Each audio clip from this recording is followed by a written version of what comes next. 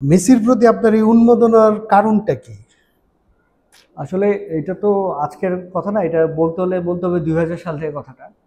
Basically আমি প্রথমত Gabriel বাতিস্তুতার fan, যার কারণে আমি আর্জেন্টিনা সাপোর্ট করি সেই ছোটবেলা থেকে আর কি।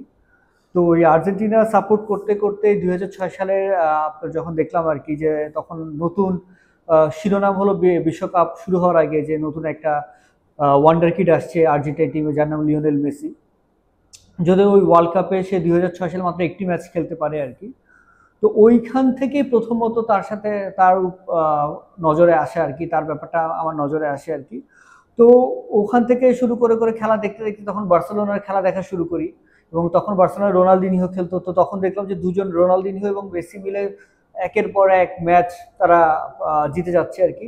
তো সেখান থেকে একটা সময় আসলে মেসির প্রতি একটা আসক্ত তৈরি হয় আর কি।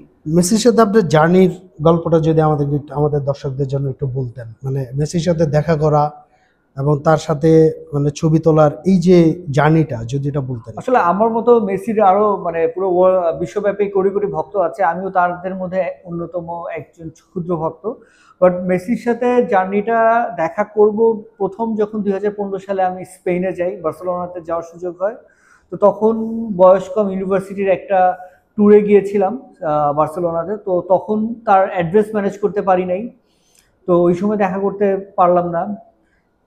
২০১৫ পরে আবার চেষ্টা করি ২০২০ সালে স্পেনে গিয়ে। ওই সময় তার খেলা সরাসরি দেখার সুযোগ হয় একদম কাছ থেকে, মাত্র ২ ফিট দূরত্বে ছিল, কিন্তু তখনও তার সাথে ছবি তুলতে পারি নাই। তার বাসার সামনে প্রায় ৫ ঘন্টা দাঁড়িয়েছিলাম, ওইবারও দেখা করতে পারি নাই।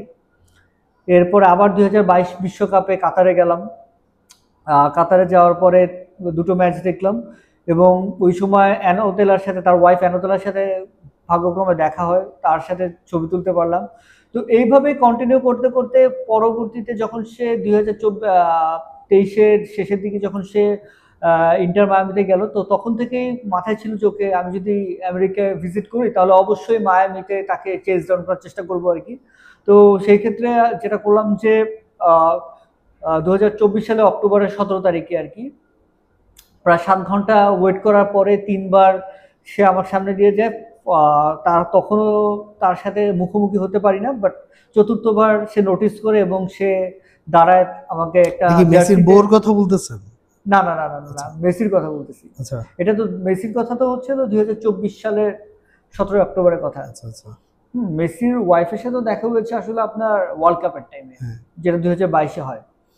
তো যেটা বললাম আর কি যে ২০২৪ সালের অক্টোবর মাসের ১৭ তারিখে আর কি মায়ামিতে, তখন আমি তার বাসার সামনে প্রায় সকাল ৮টা থেকে দাঁড়িয়ে আছি। এর মাঝখানে ও আমাকে ৩ বার ক্রস করে আর কি। বাট তখনও ওর সাথে আমার দেখা হচ্ছিল না, আই কন্ট্যাক্ট হচ্ছিল না।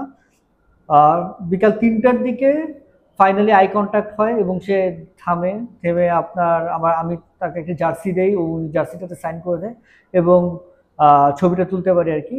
তো ২০১৫ সাল থেকে ২০২৪, প্রায় ৯ বছরে ৪ বার অ্যাটেম্প নেওয়ার পরে ফাইনালি আসলে দেখা করতে পারছি আমার ফেভারিট প্লেয়ারের সাথে আর কি। তার মানে কত বছরের চেষ্টা এটা? প্রায় ৯ বছর। ৯ বছর ৯ চেষ্টা। বছর ধরে চেষ্টা করে গেছি আর কি। আচ্ছা। এর মাঝখানে তাকে ইমেল করছি, চিঠি লিখছি, অনেক কিছু করছি, বাট সামহাও হচ্ছিল না কিছু একটা। তো ফুটবলের প্রতি আপনার যে উন্মাদনা, এটা কি মেসির কে ভালোবাসার থেকেই নাকি? তা আসলে ফুটবল তো মানে আমরা ছোটবেলা থেকে ক্রিকেট ফুটবল নিয়ে আমরা অনেক মানে আমি স্পেশালি আমরা স্কুলেও থাকতো, আমরা খেলা নিয়ে খেলাপ্রেমী মানুষ আর কি। তো ক্রিকেট খেলতাম আর ফুটবলটা দেখতাম বেশি। ফুটবল আমি খেলতাম কম, দেখতাম বেশি, আর ক্রিকেটটা খেলতাম। তো ওই যেটা বললাম আর কি যে ওই যে ছোটবেলা থেকে আর্জেন্টিনা টিমটা সাপোর্ট করি, ওখান থেকেই আসলে প্রথমত ক্লাব ফুটবল দেখা শুরু হলো। কারণ ছোটবেলায় যখন খেলা দেখা শুরু করি তখন আমার রুমে টিভি ছিল না। তো তখন ক্লাব ফুটবলগুলো দেখতে পারতাম না। তো যখন একটা সময় গিয়ে নিজের রুমে টিভি হলো, তখন গিয়ে ক্লাব ফুটবলগুলো রেগুলারলি, ক্লাব ফুটবল আমি রেগুলারলি দেখি ২০০৭-৮ থেকে নিয়মিতভাবে। তো তখন থেকেই আসলে Argentine cricket team, sorry Argentine football team আর বার্সেলোনা, এই দুটো টিমকে সাপোর্ট করে আসছি আর কি।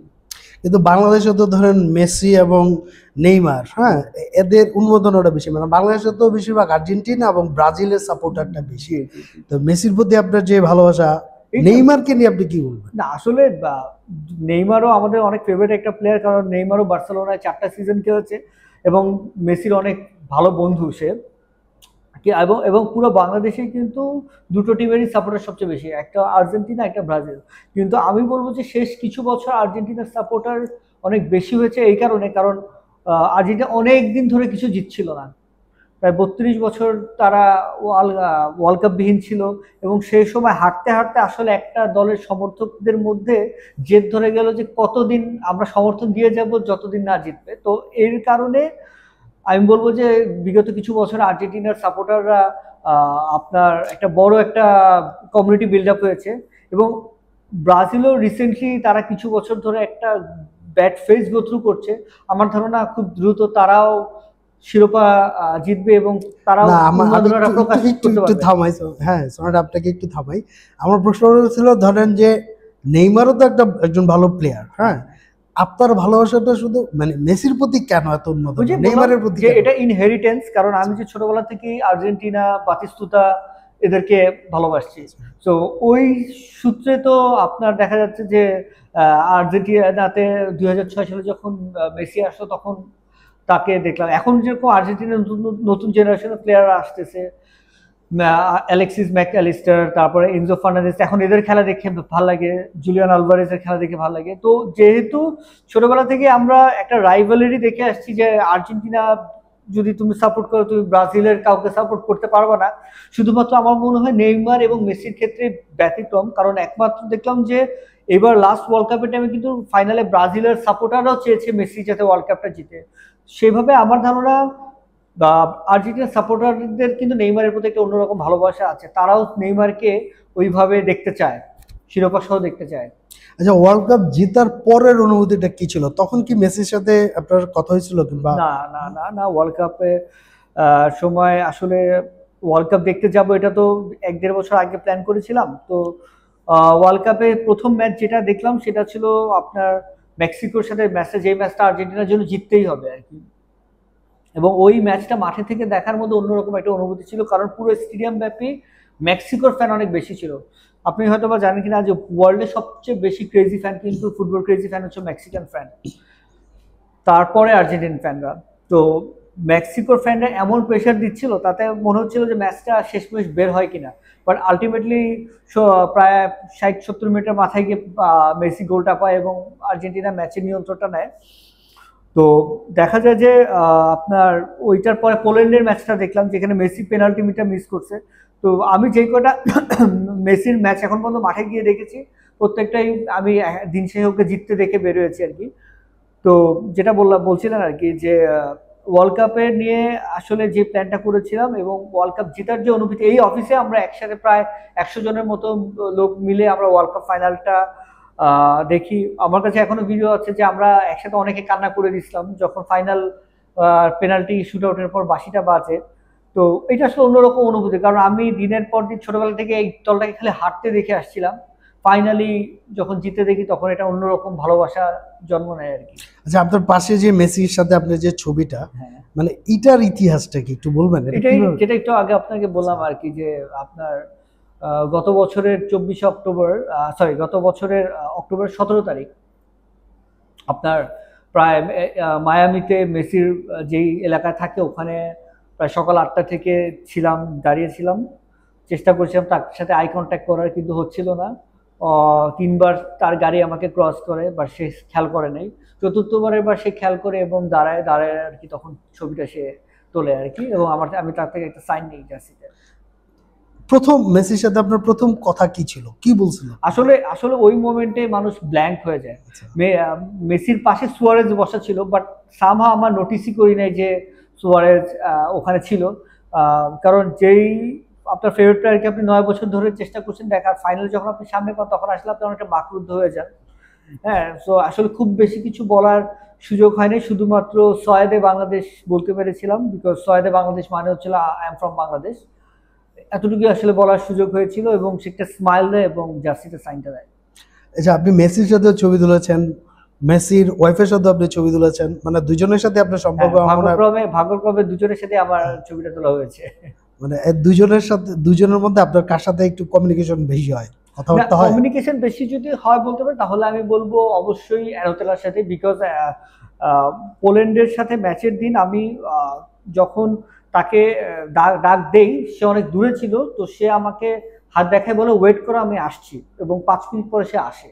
তো ওইটা আমার কাছে খুব ভালো লেগেছিল যে ও যে মনে রাখছে, যে ও আমাকে বলছে যে তুমি ওয়েট করো আমি আসতেছি। তো আমি বলবো যে ওই কমিউনিকেশনের টাইম ধরলে অবশ্যই আমার অ্যানাদোলার সাথে কমিউনিকেশনটা বেশি হয়েছিল। আচ্ছা, আপনারা তো ওই যে মানে আর্জেন্টিনার যে গোলকিপার যাকে আমরা বাজ পাখি বলে জানি, এমি মানে মার্টিনেজ। হ্যাঁ এমি মার্টিনেজ, ওকে বাংলাদেশে আসছিল ঘুরতে, ওকে তো আপনারাই এনেছিলেন তাই হ্যাঁ, না?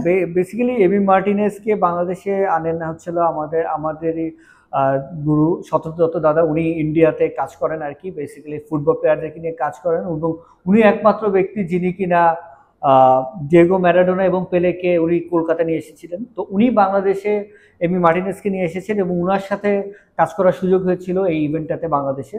এবং পরবর্তীতে আমরা রোনালদিনহিওকেও বাংলাদেশে আনি।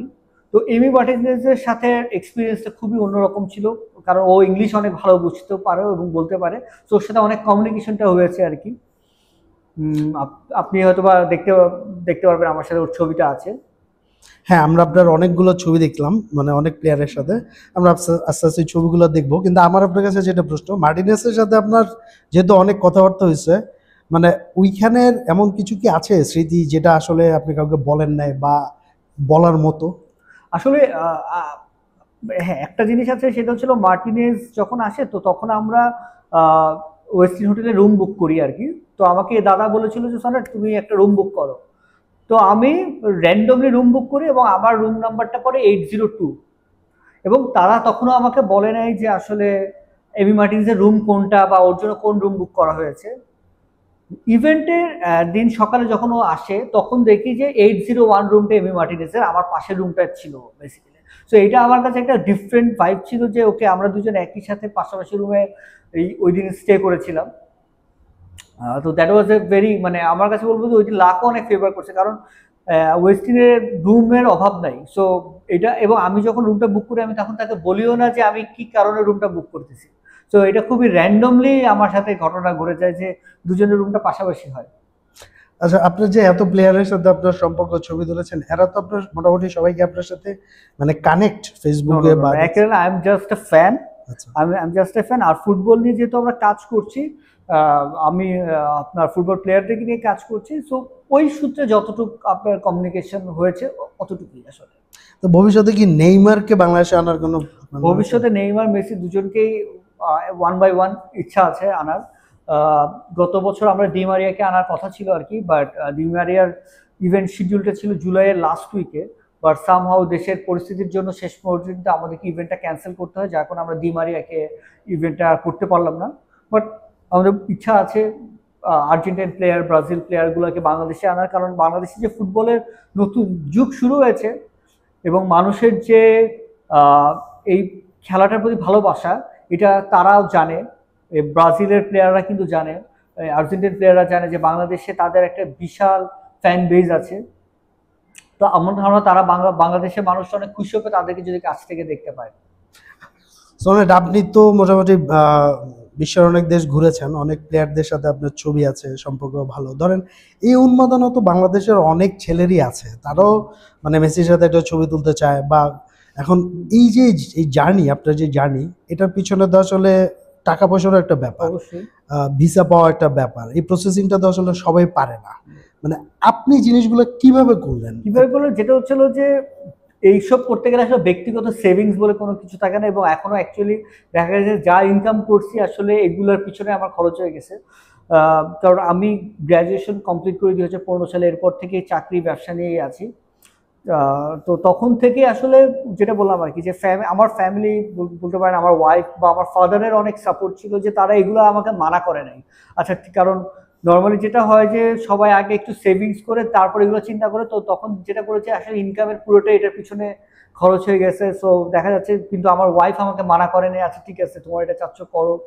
কারণ এই ব্যাপারগুলো আসলে ফ্যামিলির সাপোর্টটা অনেক ইম্পর্টেন্ট আর কি, যে কারণ অনেক সময় টাকা পয়সার থেকেও বেশি মেন্টাল সাপোর্টটা অনেক ইম্পর্টেন্ট।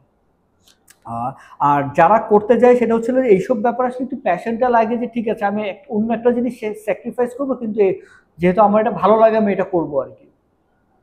বিষয়টা এখানে। হ্যাঁ, আপনি আসলে আপনার ইচ্ছার স্বপ্নটাকে বেশি গুরুত্ব দিচ্ছেন হ্যাঁ, টাকার চেয়ে। এক্স্যাক্টলি সেভিংস এর থেকে বেশি ইচ্ছাটাকে বেশি প্রায়োরিটি দিচ্ছি, ওকে ফাইন। আমার অ্যাটলিস্ট মনে হবে যে কিছু একটা করেছি আমার, যেটা করতে চাচ্ছিলাম।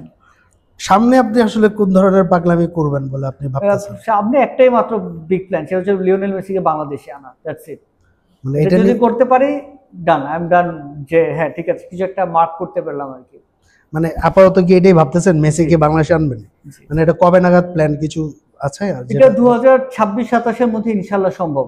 আপনার অফিসে টানানো বিভিন্ন ছবিগুলো সম্পর্কে যদি আমাদের দর্শকদেরকে একটু বলেন, আমরা আপনার ওই ছবিগুলোর পাশে চলে Sure. যেতে চাই। এটা হচ্ছিল আপনার কি বলবো, যে লিজেন্ডের সাথে বসে যে ছবিটা তুলতে পারছিলাম, এটা রোনালদিনিওর আসলে কোনো ইন্ট্রোডাকশন হয় না। উনি আর্জেন্টিনা, ব্রাজিল বলেন, বিশ্বব্যাপী উনি খুবই ফেমাস। এটা ঢাকা এয়ারপোর্টে তাকে বিদায় দেওয়ার সময় ছবিটা তোলা রোনালদিনিওর সাথে অক্টোবরে। এটা অক্টোবরে 2023-এ। এটা হচ্ছিল আপনার এমি মার্টিনেজের রুমে ঢাকা ওয়েস্টিন হোটেলে আর কি, 2023 সালের জুলাইয়ের 3 তারিখের দিকে আই গেস ছিল, এটা 2 অথবা 3 তারিখের দিকে এটা তুলেছিলাম। এবং ওকে আমি জড়ায় ধরে যেভাবে বলছিলাম যে thank you for making us the world champion, এটা অন্যরকম ফিলিং। এবং ও আমাকে হাগ ব্যাক করে আর কি, মানে এটা বাংলাদেশে আসার পরে ছিল। আসার পরে ছবি। হ্যাঁ, তারপরের ছবি এইটা তো আমার এই ছবিটা অনেক ভাইরাল হয়েছিল ওয়ার্ল্ড কাপের টাইমে অ্যানোতেলার সাথে। বেসিক্যালি ও এই রুমটায় দাঁড়িয়েছিল, এই এই রুমটাতে সে দাঁড়িয়েছিল, এবং আমি তখন যে ওয়েট করি, তখন সে বলে যে একটু ওয়েট করো আমি আসছি। তো 5 মিনিট পরে সে আসে আর কি, এসে তারপর ছবিটা তুলে আর কি। ওর সাথে আপনারা মানে ও আপনাকে প্রথম কি টাইপ কথা বলেছিল? কি না, আমি বলেছিল? অনেকক্ষণ ধরে বলতেছে, আমার হাতে বাংলাদেশের ফ্যাক্ট ছিল, আমি জাস্ট ওকে বলতে পারছি ও যে I am from Bangladesh, that's it. আচ্ছা, তারপরের এই ছবিটা? এইটা 2020 সালে, এটা স্পেনে ক্যাম্প নুতে বার্সেলোনার একটা ম্যাচ দেখেছিলাম আর কি, একদম সামনে বসে প্লেয়ার্সদের সাথে বসে ম্যাচটা দেখেছিলাম আপনার। তো ওইটা অন্যরকম একটা ফিলিং ছিল আর কি।